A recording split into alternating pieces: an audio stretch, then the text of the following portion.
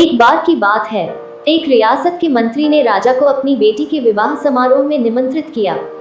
जब राजा अपने परिवार के साथ विवाह समारोह में पहुंचा, तो मंत्री उन्हें सम्मानपूर्वक विशिष्ट आसन पर बैठाने ले गए। तो मंत्री ये देखकर बहुत लज्जित हुआ कि एक सफाईकर्मी वहां बैठा हुआ था। उसने सफाईकर्मी को सभी के सामने वहां से उठा फेंका और उसे बहुत डांटा। सफाईकर्मी ने बहुत अपमानित महसूस किया और बदला लेने की योजना बनाने लगा। अगले दिन सुबह जब वह राजा का कक्ष साफ कर रहा था, तभी वह जानबूझकर बड़बड़ाया, राजा कितने नादान हैं। उन्हें ये पता ही नहीं कि रानी और मंत्री के बीच क्या चल रहा है। राजा आधी नींद में था।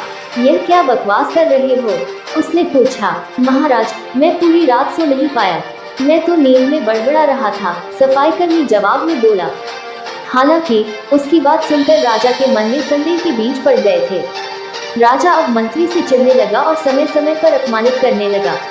एक दिन तो उसने द्वारपालों से ये तक कह दिया कि वे मंत्री को महल में घुसने ही न दें। मंत्री राजा के व्यवहार से बहुत चकित था, लेकिन कुछ विचार करने के बाद उसे समझ में आ गया कि सफाईकर्मी ही इसके लिए जिम्मेदार हो सकता है।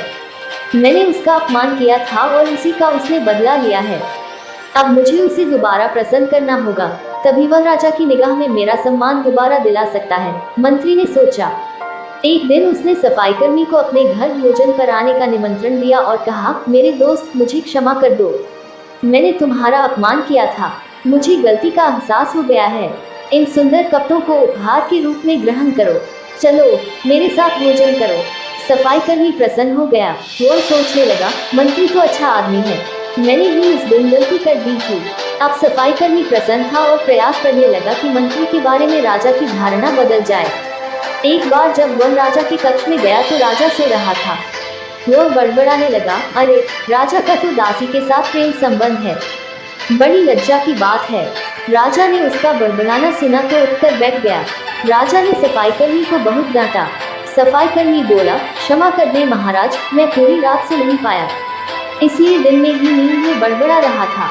राजा को अपनी गलती समझ में आ गई। इस तरह की अफवाह के चक्कर में आकर उसने अपने बहुत अच्छी सलाहकार की अनदेखी शुरू कर दी थी। राजा ने मंत्री को बुलाया और दोनों फिर से मित्र बन गए।